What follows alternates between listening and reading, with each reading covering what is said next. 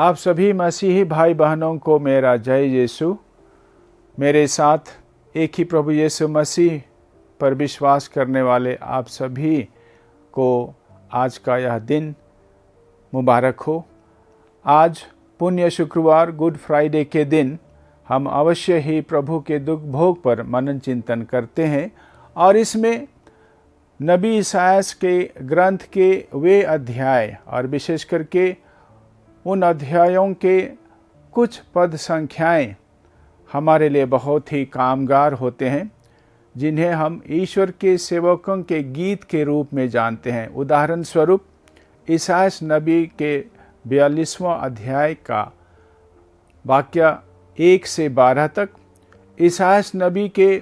49वां अध्याय के पद संख्या 1 से 7, ईसायाह नबी के 50वां अध्याय के 4 से 11 वाक्य, ईसायाह नबी के 52वां अध्याय के 13 से 15 तक के वाक्य हमारे लिए सचमुच में उस दुखी, लाचार, दुख सह रहे मसीही की याद दिलाते हैं। बहुत संभव है ईसायाह नबी ने 700 वर्ष पहले यीशु पर आने वाली इसी विपत्ति को ही नबूवत की थी इन गानों के माध्यम से। लेकिन आज हम लोग जब पुण्य शुक्रवार मना रहे हैं, केवल हम बीती बातों को याद करने के लिए नहीं जमा हुए हैं, केवल हम बीती बातों पर मनन चिंतन करते हुए उन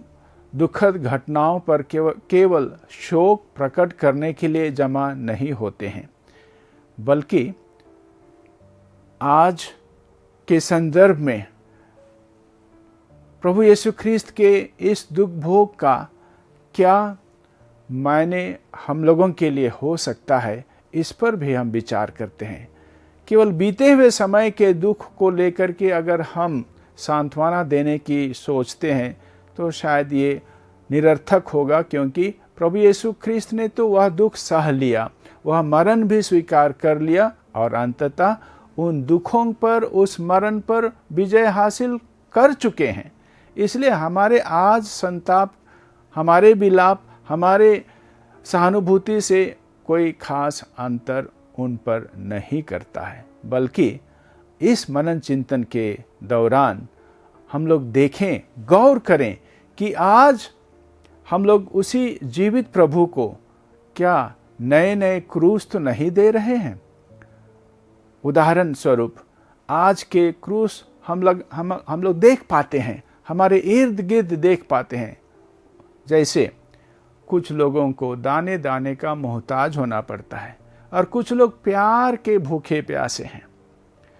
और कुछ हैं जो अकेलापन से जूझ रहे हैं, जिनको उनके अपने बच्चों ने, अपने ही परिवार के सदस्यों ने घर से निकाल बाहर किया है, अथवा घर में होते हुए भी उनकी चिंता नहीं करते हैं, उनकी सेवा नहीं करते हैं, उनके लिए थोड़ा सा समय नहीं देते हैं। उसी प्रकार और भी हैं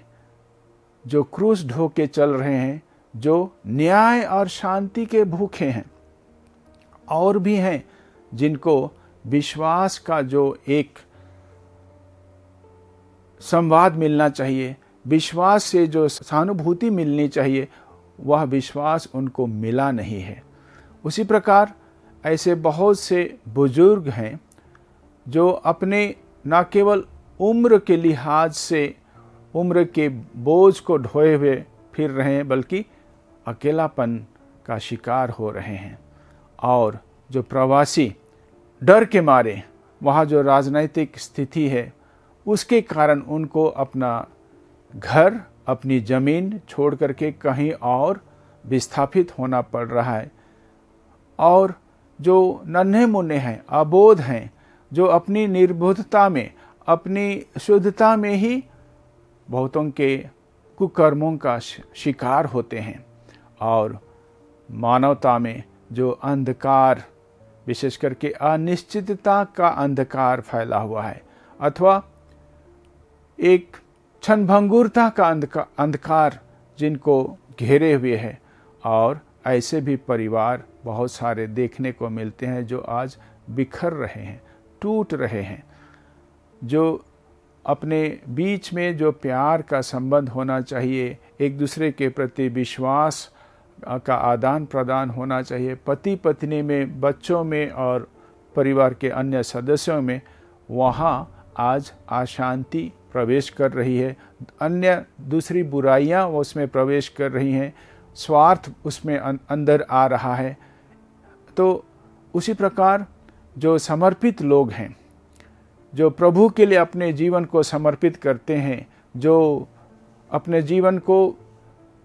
अथक परिश्रम के द्वारा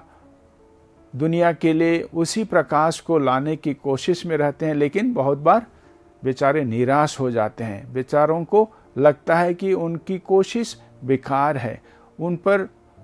हंसी उड़ाई जाती है, उनका अपमान किया जाता है। और ऐसे ही और भी समर्पित लोग हैं, धार्मिक लोग हैं, जो अपने रास्ते से भटक रहे हैं। अपना जो प्रथम प्यार था प्रभु के प्रति, उस प्यार को जो खो रहे हैं, जिन्हें अपने जीवन में अपना जीवन ही निरर्थक लगने लगा है। अथवा उन बच्चों की बात सोचें जो तुझ पर और तेरे शब्द पर, ईश्वर के दिए हुए वचन पर विश्वास करते हुए अपने को तटस्थ महसूस करते हैं, अपने को समाज के द्वारा, औरों के द्वारा दूर दराज भेज दिए जाने जैसा जिनको लगता है, अथवा त्यागे गए जैसा लगता है, दूसरों के द्वारा स्वीकृत नहीं महसूस करते हैं। ऐसे लोगों के ऊपर जो क्रूस आता है। और हमारी अपनी ज़िंदगी में बहुत सारी कमजोरियां हैं, सीमाएं हैं, हम लोगों में कुछ भूल भ्रांतियां हैं। हमारे अपने जीवन में एक दूसरे के प्रति हमारे आदान प्रदान में हम लोग कितनों को धोखा देते होंगे। और हमारे जो पाप हैं, हमारे जो ऐसी प्रतिज्ञाएं जिनको हम पालन नहीं कर पाए हैं, तो इन सभी छोटे बड़े क्रूस के साथ साथ में हम लोग ऐसे लोगों को भी याद करते हैं जो ईश्वर के दिए हुए वचन को, सुसमाचार को औरों तक लेने का बोझ उठाते हैं, परिश्रम करते हैं और ईश्वर के प्यार को औरों तक ले जाने के लिए कोशिश करते हैं। उन्हें भी बहुत बार जो संग्राम करना पड़ता है, जो कठिनाइयों का सामना करना पड़ता है, उनके लिए आज हमारा ध्यान जाना। ऐसे क्रूस जो हम रोज़ आए दिन पाते हैं अपने जीवन में, अपने इर्द गिर्द में पाते हैं, ऐसे क्रूस की बात आज अगर हम लोग अपने मन दिल में रखें और इन क्रूस को ढोने के लिए न केवल अपने लिए साहस मांगे, बल्कि ऐसे क्रूस को दूसरों पर लादने का जो हमने शायद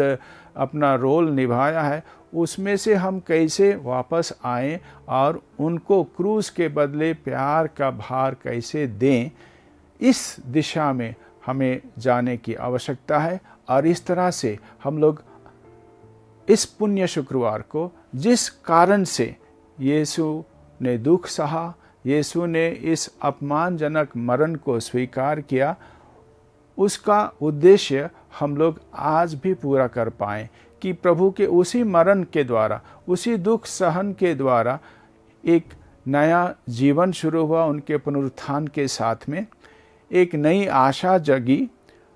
पाप पर उन्होंने विजय पाई, मृत्यु पर विजय पाई। हम लोग भी आज बुराइयों पर विजय पा सकें, अपने जीवन से लेकर के अपने इर्द गिर्द, अपने परिवार में, अपने समाज में, अपने आज के युग में हम लोग उस दिशा में अपना कदम आगे बढ़ा सकें। ऐसा एक अपनी ओर से मतलब बांधना, इस प्रकार